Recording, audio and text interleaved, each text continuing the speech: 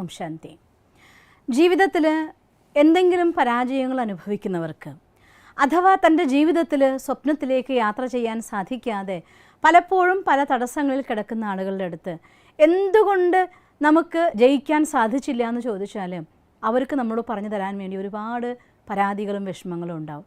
അതിൽ ഫാക്ടേഴ്സ് എന്തൊക്കെയാണെന്ന് നമ്മളൊന്ന് വിശകലനം ചെയ്ത് നോക്കിയാൽ മറ്റാളുകൾ, സാഹചര്യങ്ങൾ, ഇതിനെയൊക്കെയാണ് എല്ലാവരും തൻ്റെ ജീവിതത്തിലെ പരാജയത്തിൻ്റെ ആധാരമായി കണക്കാക്കാറ്. പക്ഷേ വാസ്തവത്തിൽ മറ്റൊരാൾക്കും നമ്മളെ തോൽപ്പിക്കാനും സാധ്യമല്ല, മറ്റൊരാൾക്ക് നമ്മളെ ജയിപ്പിക്കാനും സാധ്യമല്ല.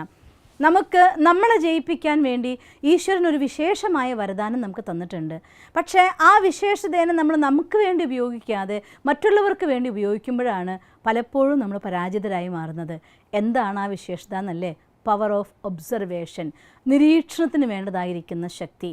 അവരെന്നോട് ഇങ്ങനെ പെരുമാറുന്നുണ്ട്, ഇവരെന്നോട് ഇങ്ങനെ പെരുമാറുന്നുണ്ട്, അതുകൊണ്ട് എനിക്കിങ്ങനെ സാധിക്കില്ല എന്ന് നമ്മൾ കണ്ടെത്തുമ്പോൾ അവരുടെ പെരുമാറ്റം ഞാൻ മനസ്സിലാക്കുന്നുണ്ട്, ഇവരുടെ പെരുമാറ്റം ഞാൻ മനസ്സിലാക്കുന്നുണ്ട്. അതിൽ ഞാൻ എന്നെ ഒബ്സർവ് ചെയ്തുകൊണ്ട് ആ സാഹചര്യത്തിൽ എൻ്റെ മനസ്സിലുണ്ടായ ചിന്ത എന്താണ്, അതിലൂടെ ഞാൻ മുന്നോട്ട് പോകാൻ വേണ്ടി എൻ്റെ മുന്നിൽ വന്ന ബ്ലോക്ക് എന്തെന്ന് ചിന്തിച്ചു നോക്കിയാൽ നമുക്ക് കാണാം. സാഹചര്യങ്ങൾ പലതായിരിക്കാം, വ്യക്തികൾ പല രീതിയിൽ പെരുമാറിയിട്ടുണ്ടായിരിക്കാം. പക്ഷേ നിങ്ങൾ ചെയ്യേണ്ട കാര്യം ആ സമയത്ത് ചെയ്തിട്ടില്ല എങ്കിൽ നമുക്ക് നിരീക്ഷിക്കാനുള്ളതായിരിക്കുന്ന ശക്തി കുറവ് കൊണ്ടാണ് നമ്മൾ തോറ്റുപോകുന്നത്.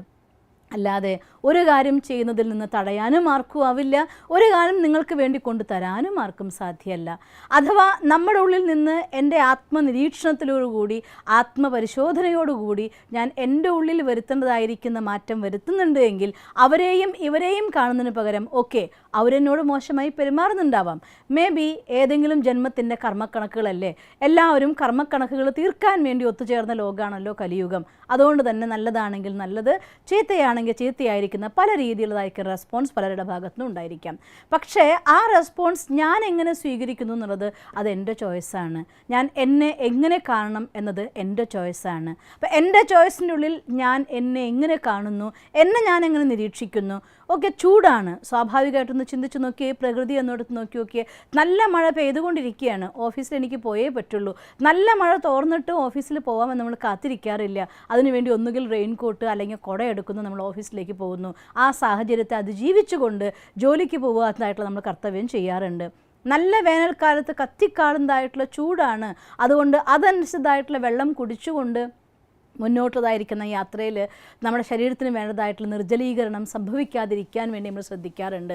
പലപ്പോഴും ഡ്രൈ ക്ലൈമറ്റുള്ളതായിരിക്കുന്ന നാടുകളിൽ, ഡൽഹിയിലോ ബോംബെയിലോ അല്ലെങ്കിൽ അഹമ്മദാബാദിലൊക്കെ പോയി കഴിഞ്ഞാൽ നമ്മൾ ദാഹിച്ചിട്ടുണ്ടോ ദാഹിച്ചിട്ടില്ലേന്ന് പോലും നോക്കാറില്ല. നമുക്കറിയാം ഇവിടെ ചൂടാണ്, ഡ്രൈ ക്ലൈമറ്റാണ്, വിയർക്കില്ല, പകരം ആവിയായി പോയിട്ടുണ്ടാവും. അതുകൊണ്ട് ഇത്ര ഗ്ലാസ് വെള്ളം കുടിക്കണം എന്ന് കണക്കാക്കിക്കൊണ്ട് ആ വെള്ളം കുടിച്ച് ശരീരത്തിൻ്റെ ആരോഗ്യത്തെ മെയിൻറ്റെയിൻ ചെയ്യാൻ നമ്മൾ നോക്കുന്നു. പ്രകൃതിയിൽ നിന്നുണ്ടാകുന്നതായിരിക്കുന്ന ഒരു ആക്ടിവിറ്റിയെ നമ്മൾ ഈ രീതിയിൽ ശരീരത്തിന് വേണ്ടതായിട്ടുള്ള സപ്പോർട്ട് കൊടുത്തുകൊണ്ട് അതിജീവിക്കുന്നുവെങ്കിൽ നമ്മുടെ ജീവിതത്തിൽ പ്രകൃതിയുടെ മറ്റൊരു ഭാവമാണ് മറ്റു വ്യക്തികളും സാഹചര്യങ്ങളും.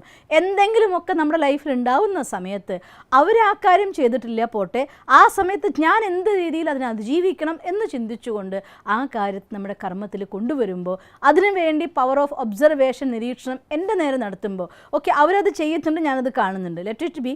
പക്ഷേ ആ സമയത്ത് ഞാൻ ഏത് രീതിയിൽ മുന്നോട്ട് പോകാനുള്ളതായിട്ടുള്ള സ്റ്റെപ്പ് വെക്കണോ ആ സ്റ്റെപ്പ് വെച്ചുകൊണ്ട് ഞാൻ മുന്നോട്ട് പോകുന്നില്ല. അതിനുവേണ്ടി നമ്മൾ ആ ഒരു ഒബ്സർവേഷൻ അഥവാ നിരീക്ഷണത്തിൻ്റെ ശക്തിയെ ഉപയോഗിക്കാതിരിക്കുന്നത് കൊണ്ടാണ് അവർക്കും ഇവർക്കും വേണ്ടി നമ്മൾ ചിന്തിക്കുന്നു. അതേസമയം നമ്മുടെ ഉള്ളിലേക്ക് അവരെല്ലാം ഉണ്ടാക്കി വെച്ചതായിരിക്കുന്ന ഇമേജിലൂടെ ജീവിക്കാൻ ശ്രമിക്കുമ്പോൾ നമ്മളല്ലാതായി തീരുന്നു. നമ്മുടെ ചിന്തകൾ മറ്റുള്ളവരുടെ ചിന്തകളായിട്ട് മാറുന്നു. പലപ്പോഴും നമ്മുടെ വാക്കുകളും പ്രവൃത്തികളും പോലും മറ്റുള്ളവരുടെ ആയിട്ട് നമ്മൾ മാറാൻ തുടങ്ങും. നമ്മളല്ലാതായി മാറുന്നതോടുകൂടി വിജയം എന്നത് നമുക്കല്ലാതായി മാറുന്നു, മറ്റാർക്കോ വിധിക്കപ്പെട്ട ഒരു വസ്തുവായിട്ട് മാറുന്നു. അതുകൊണ്ട് ആദ്യം നമ്മൾ നിരീക്ഷിക്കേണ്ടത് നമ്മളെയാണ്. എന്ത് സാഹചര്യം എങ്ങനെ വേണമെങ്കിൽ മാറി മറിഞ്ഞേക്കാം. എങ്ങനെയാണോ ചൂടും വെളിച്ചവും കാറ്റും മഞ്ഞും മഴയും എല്ലാം കാലാവസ്ഥ മാറിക്കൊണ്ടിരിക്കുന്നത്, അതേ ഗുണം ഈ പ്രകൃതിയിലത്തെ എല്ലാ വസ്തുക്കളും കാണിക്കാതിരിക്കില്ല. പല വ്യക്തികളിൽ നിന്നും പലപ്പോഴും നമുക്ക് സപ്പോർട്ട് കിട്ടാം, പലപ്പോഴും നമുക്ക് എതിർപ്പുണ്ടായിരിക്കാം, പലപ്പോഴും നമ്മളോട് സ്നേഹം തോന്നി അവർക്ക് വേണ്ടി എല്ലാം ചെയ്തു തരുമായിരിക്കും, ദേഷ്യം തോന്നിയാൽ നിങ്ങളെ മൈൻഡ് ചെയ്യാതിരിക്കുകയായിരിക്കാം. എന്തും സംഭവിക്കാം ലൈഫിൻ്റെ ഉള്ളിൽ. ഒരു ഓഫീസിലുള്ള ചില കാലഘട്ടങ്ങളിൽ ചില ഓഫീസിൽ നമ്മൾ ചെല്ലുമ്പോൾ അവിടെ എല്ലാവർക്കും നമ്മൾ വേണ്ടപ്പെട്ടവരായിരിക്കാം. ചില സമയത്ത് എന്തെങ്കിലും ഒരു സാഹചര്യങ്ങൾ വന്നു കഴിഞ്ഞാൽ നിങ്ങൾ ചെയ്ത എല്ലാത്തിനെയും മറന്നുകൊണ്ട് നിങ്ങൾ ഒന്നുമല്ല എന്ന് പറയുന്നവരുണ്ടായിരിക്കാം. ജീവിതത്തിലെ കാറ്റും മഞ്ഞും മഴയും വേനലും വെയിലും അത് മാറി മറഞ്ഞു വന്നുകൊണ്ടേയിരിക്കും. പക്ഷേ പ്രകൃതിക്കനുസരിച്ച് ജീവിക്കാൻ നമ്മൾ തയ്യാറാവും പോലെ ഈ മനസ്സിൻ്റെ അന്തരീക്ഷത്തിനുള്ളതായിരിക്കുന്ന പ്രകൃതിക്കനുസരിച്ച് കൂടി എന്നും നമ്മളോട് ചോദിക്കേണ്ട ഒരു കാര്യമുണ്ട്. ഇന്നത്തെ ദിവസം ഈ ഒരു സിറ്റുവേഷനിൽ ഈ ഒരു സമയത്ത് കടന്നു പോകുമ്പോൾ ഞാൻ ചെയ്യേണ്ടതായിരിക്കുന്ന കാര്യം എന്താണ്? ഇപ്പം എൻ്റെ മനസ്സിൽ നടന്നുകൊണ്ടിരിക്കുന്നതായിട്ടുള്ള സങ്കല്പം എന്താണ്? എൻ്റെ ഉള്ളിലുള്ളതായിരിക്കുന്ന ചിന്ത എന്താണ്? സ്വയം ഈശ്വരൻ തന്ന ഗിഫ്റ്റിനെ അവനവന് വേണ്ടി നമ്മൾ ഉപയോഗിക്കാൻ തുടങ്ങിക്കഴിഞ്ഞാൽ മറ്റൊന്നും നമ്മുടെ പ്രഭാവം ചെലുത്താത്ത രീതിയിൽ നമുക്ക് നമ്മളെ ഡെവലപ്പ് ചെയ്യാനായിട്ട് സാധിക്കും. അതേസമയം മറ്റുള്ളവരെ കാണാൻ വേണ്ടി നമ്മുടെ കണ്ണ് എക്സ്പേർട്ടായി മാറുന്നതോട് കൂടിയിട്ട് നിരീക്ഷണം മറ്റുള്ളവരെയായി മാറുന്നതോട് കൂടിക്കൊണ്ട് സ്വയം നമ്മൾ ചുരുങ്ങിക്കൊണ്ടിരിക്കുകയും ചെയ്യും. അതുകൊണ്ട് നമ്മളുടെ യഥാർത്ഥമായിരിക്കുന്ന വികാസം, എൻ്റെ മനസ്സിനുണ്ടാവുന്നതായിട്ടുള്ള പോസിറ്റീവായിരിക്കുന്ന തോട്ട്സിൻ്റെ പ്രവാഹം, എൻ്റെ ഉള്ളിൽ നിന്ന് പോകുന്നതായിട്ടുള്ള എനർജി, അതാണ് എന്നിലേക്ക് വേണ്ട സാധനത്തിന് ആകർഷിച്ചു കൊണ്ടുവരുന്നത്. അതുകൊണ്ട് നമ്മുടെ ഉള്ളിൽ ആ പോസിറ്റിവിറ്റി നിറയ്ക്കണം എന്നുണ്ടെങ്കിൽ ഓരോരുത്തരും ഓരോ ഇൻഡിവിജ്വൽസാണ്. ഒരാളെപ്പോലെ മറ്റൊരാളെ നിങ്ങൾക്ക് ഈ ലോകത്ത് കാണാൻ സാധിക്കില്ല. എല്ലാവർക്കും അവനവൻ്റെതായിട്ടുള്ള ചിന്താധാര ഉണ്ടായിരിക്കും, അവനവൻ്റെതായിട്ടുള്ള ഇഷ്ടാനിഷ്ടങ്ങൾ ഉണ്ടായിരിക്കും, അവനവൻ്റെതായിരിക്കുന്ന സാഹചര്യങ്ങൾ ഉണ്ടായിരിക്കാം. അവരുടെ മനസ്സിൽ സൃഷ്ടിച്ചെടുത്തതായിരിക്കുന്ന ഒരു വായുമണ്ഡലത്തിലാണ് അവർ ജീവിക്കുന്നത്. നിങ്ങൾക്ക് വേണ്ടി നിങ്ങൾ നിങ്ങളുടെ വായുമണ്ഡലം സൃഷ്ടിക്കണം. അല്ലാതെ മറ്റൊരാളുടെ വായുമണ്ഡലം എന്നിൽ പ്രഭാവം ഉണ്ടാക്കുന്നുണ്ട് എന്ന് പറഞ്ഞുകൊണ്ട് നമ്മുടെ വ്യക്തിത്വത്തെ അവരുടെ മുന്നിൽ അടിയറ വയ്ക്കുകയാണെങ്കിൽ ഒരിക്കലും നമുക്ക് മുന്നോട്ട് പോകാൻ സാധ്യമല്ല. അതുകൊണ്ട് മറ്റു സ്ഥലത്തേക്കും ഉപയോഗിക്കാതെ നമ്മൾ തന്നെ നിരീക്ഷിക്കാൻ വേണ്ടി ദിവസവും കുറച്ച് സമയമെടുക്കുക. ഇപ്പോൾ ഈ നിമിഷം കഴിയുമെങ്കിൽ നിങ്ങൾ ഒന്ന് കണ്ണടച്ചുകൊണ്ടോ അല്ലെങ്കിൽ മറ്റെല്ലാ സ്ഥലത്തും നിങ്ങൾ ശ്രദ്ധേനെ മാറ്റിക്കൊണ്ട് ഒരു 15 മിനിറ്റ് സമയം നിങ്ങൾക്കൊപ്പം ഇരുന്ന് നോക്കിയേ, ചിന്തിച്ചു നോക്കിയേ. ഇന്ന് ഈ നിമിഷം ഇപ്പോൾ കടന്നു പോകുന്ന സാഹചര്യത്തിൽ പുറകിലേക്കൊന്നൊരു ദൃശ്യം കാണും പോലെ, ഒരു സിനിമയിൽ ഒരു ടി വിയിൽ സ്ക്രീൻ കാണും പോലെ, അല്ലെങ്കിൽ ഒരു തിയേറ്ററിൽ സ്ക്രീനിൽ നിങ്ങൾ ദൃശ്യം കാണും പോലെ ജീവിതത്തിൻ്റെ ആ ദൃശ്യങ്ങളെ കടത്തി വിട്ട് നോക്കിയാൽ നമുക്ക് കാണാം ആ സമയത്ത് അവരെന്നിൽ പ്രഭാവം ഉണ്ടാക്കി, ഈ സമയത്ത് ഇവരിൽ എന്നിൽ പ്രഭാവം ഉണ്ടാക്കി. അന്ന് എൻ്റെ സ്വപ്നം ഞാൻ ഈ രീതിയിൽ മാറ്റിവെച്ചു, ഇന്ന് എൻ്റെ സ്വപ്നം ഞാൻ ഈ രീതിയിൽ മാറ്റിവെച്ചു. അങ്ങനെ മാറ്റിവെക്കപ്പെട്ടുകൊണ്ട് നമ്മളെ സ്വയം നമ്മൾ നിരീക്ഷിക്കാതെ മറ്റുള്ളവരുടെ ആ ഒരു നിയന്ത്രണത്തിന് വേണ്ടി വിട്ടുകൊടുത്തപ്പോൾ, മറ്റുള്ളവരെ നമ്മൾ കണ്ടുകൊണ്ടിരുന്നപ്പോൾ ആ ഊർജ്ജം നമ്മളിലേക്ക് ഒഴുകി വന്ന് ഞാൻ അതായി മാറിയതുകൊണ്ടാണ് പലപ്പോഴും നമ്മുടെ ജീവിതത്തിൻ്റെ ലക്ഷ്യത്തിൽ നിന്ന് ഒരുപാട് നമ്മൾ മാറിപ്പോകുന്നത്. അതുകൊണ്ട് എല്ലാവർക്കും ഈ ഭൂമിയിൽ ജീവിക്കാനുള്ള തുല്യ അധികാരമുണ്ട്. എല്ലാവർക്കും അവനവൻ്റെതായിട്ടുള്ള വിചാരധാരകളെ കൊണ്ട് നടക്കാനുള്ളതായിരിക്കുന്ന അധികാരമുണ്ട്. എല്ലാവർക്കും സ്വന്തം കർമ്മങ്ങളെ തിരഞ്ഞെടുക്കാനുള്ളതായിട്ടുള്ള സ്വാതന്ത്ര്യമുണ്ട്. ആ കർമ്മഫലം അനുഭവിക്കാനുള്ളതായിരിക്കുന്ന അതിൻ്റെ ബാധ്യതയും അവർക്കുണ്ട്. അതുകൊണ്ട് സ്വന്തം കർമ്മം തിരഞ്ഞെടുക്കാനും അതിനെ ഡെവലപ്പ് ചെയ്യാനുള്ളതായിരിക്കുന്ന സ്വാതന്ത്ര്യവും ബാധ്യതയും അത് നമുക്കുള്ളത് തന്നെയാണ്. അപ്പോൾ ആരാണോ സ്വയം അവനവനെ നിരീക്ഷിക്കാൻ വേണ്ടി തയ്യാറാവുന്നത്, എല്ലാ സാഹചര്യങ്ങളും നിൽക്കാതെ സ്വയം നമ്മളെ കാണുന്നത്, നമ്മുടെ എനർജി ഫീൽഡ് തന്നെത്താൻ ഡെവലപ്പ് ആവാൻ തുടങ്ങും.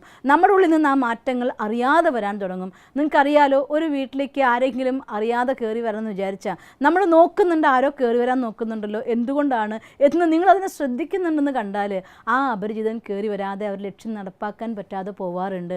അതുപോലെ നമ്മുടെ മനസ്സിൻ്റെ ഉള്ളിലേക്കും മറ്റുള്ളവരുടെ സങ്കല്പധാരയുടെ പ്രവാഹം ഒഴുകി വരുന്ന സമയത്ത് നിങ്ങളവിടെ ഒബ്സർവേഷനിലുണ്ട്, നിങ്ങളവിടെ നിരീക്ഷിക്കുന്നുണ്ട് എന്ന് നിങ്ങൾക്ക് മനസ്സിലായാൽ സ്വയം അവനവനെ നോക്കുന്നുണ്ട്, ഉള്ളിലേക്ക് വരുന്ന ചിന്തകൾ എന്തെന്ന് കാണുന്നുണ്ട്, വായിക്കുന്നത് എന്തെന്ന് അറിയുന്നുണ്ട്, കേൾക്കുന്നത് എന്തെന്ന് അറിയുന്നുണ്ട്, ഉള്ളിൽ പോകുന്ന ഓരോ കാര്യത്തെക്കുറിച്ചും നിങ്ങൾ അവെയറാണ് എന്ന ബോധ്യം ഉണ്ടാവുമ്പോൾ വേണ്ടാത്തതായിരിക്കുന്ന സങ്കല്പങ്ങൾ നമ്മുടെ മനസ്സിലേക്ക് വരുന്നത് നിൽക്കും.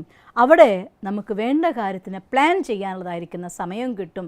നമുക്ക് നമ്മളെ ഷാർപ്പൻ ചെയ്യാൻ വേണ്ടതായിരിക്കുന്ന സമയം നമുക്ക് അവൈലബിൾ ആവും. ആ ഊർജ്ജം നമ്മുടെ ഉള്ളിൽ നിന്ന് വരാൻ തുടങ്ങും. ആ പ്ലാനിങ് നമ്മുടെ സബ് കോൺഷ്യസ് മൈൻഡ് ചെയ്യാൻ തുടങ്ങും. അതിനായിട്ടുള്ള പ്രോപ്പറായിട്ടുള്ള എല്ലാ വഴികളും നമ്മുടെ മുന്നിൽ തെളിഞ്ഞു വരാൻ തുടങ്ങും.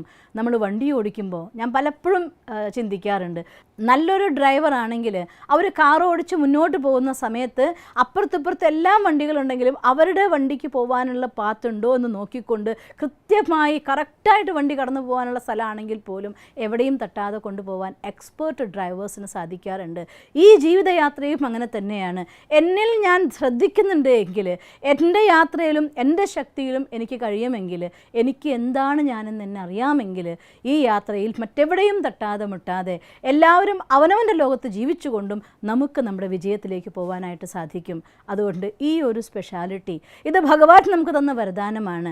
അതിനെ മറ്റുള്ളവരെ നിരീക്ഷിക്കാൻ വേണ്ടി ഉപയോഗിക്കാതെ അവനവനെ നിരീക്ഷിക്കാൻ വേണ്ടി ഉപയോഗിക്കുക, അവനവന് മാറ്റാൻ വേണ്ടി ഉപയോഗിക്കുക. അങ്ങനെ നിങ്ങളുടെ മനസ്സിനെ പാകപ്പെടുത്തുന്നതോടുകൂടി എന്തൊരു പ്രശ്നം വരുമ്പോഴും അതിനുള്ള ഉത്തരം നമ്മുടെ ഉള്ളിൽ തന്നെ വരാൻ തുടങ്ങും. മറ്റൊരാൾക്ക് ഉപദേശിക്കുന്നതിനേക്കാൾ അപ്പുറം എൻ്റെ ഉള്ളിലൊരു പ്രശ്നം വരുമ്പോൾ, എൻ്റെ ലൈഫിലൊരു പ്രോബ്ലം വരുമ്പോൾ എന്ത് ഞാൻ ചെയ്യണം എന്ന ചിന്തയ്ക്ക് ഉപരിയായിക്കൊണ്ട് ഇങ്ങനെ ചെയ്താലാവില്ലേ എന്ന ഒരു ചിന്ത നമ്മുടെ ഉള്ളിൽ നിന്ന് വളർത്തിയെടുക്കാൻ നമുക്ക് ഈ ആത്മനിരീക്ഷണം കൊണ്ട് സാധിക്കുന്നതേ ഉള്ളൂ. ഇതൊരു നല്ല ടെക്നിക്കാണ്. നമ്മളറിയാൻ, നമ്മുടെ ശക്തി അറിയാൻ, നമ്മുടെ കഴിവിനെ അറിയാൻ, നമുക്ക് എത്രത്തോളം വികസിക്കാമോ ആ വികസനത്തിൻ്റെ എല്ലാ പാതകളെയും കുറിച്ച് അറിയാൻ എല്ലാം നമുക്ക് സാധിക്കും. അതുകൊണ്ട് ഈശ്വരൻ്റെ ഈ ഒരു വരദാനത്തെ അവനവന് വേണ്ടി ഉപയോഗിക്കണം. ഈ ഒരു സയൻറ്റിഫിക് ആയിട്ടുള്ള രീതി ഉപയോഗിച്ച് നോക്കൂ. പതുക്കെ പതുക്കെ മനസ്സിനൊരു ശീലം, അതേത് കാര്യം നിരന്തരമായി ചെയ്യാൻ തുടങ്ങുന്നു അത് സ്വന്തമാക്കുമെന്നതാണ്. ആത്മനിരീക്ഷണം നിരന്തരമായി ചെയ്യാൻ തുടങ്ങിക്കഴിഞ്ഞാൽ അതും നമുക്കുള്ള ഗിഫ്റ്റാണ്, അത് നമുക്കുള്ള സക്സസ് ആണ്. അവിടെ നിങ്ങളുടെ യാത്ര എന്നെ തടയാൻ ആർക്കും സാധ്യമല്ല. നമ്മളെ മാറ്റാൻ നമുക്ക് ഈസിയായി മാറും. എല്ലാവരും പറയും നമ്മളെ മാറ്റാനാണ് നമുക്ക് പ്രയാസമെന്ന്. പക്ഷേ ആത്മനിരീക്ഷണം നടത്തുന്ന വ്യക്തിയെ സംബന്ധിച്ചിടത്തോളം എൻ്റെ ഉള്ളിൽ പരിവർത്തനമാണ് എനിക്ക് ഏറ്റവും എളുപ്പം എന്ന് ചിന്തിക്കാനും മാറാനും സാധിക്കും. നിങ്ങൾക്കങ്ങനെ സാധിക്കട്ടെ എന്ന് ഞാൻ സർവശക്തനായ ഭഗവാനോട് പ്രാർത്ഥിക്കുന്നു. ഓം ശാന്തി.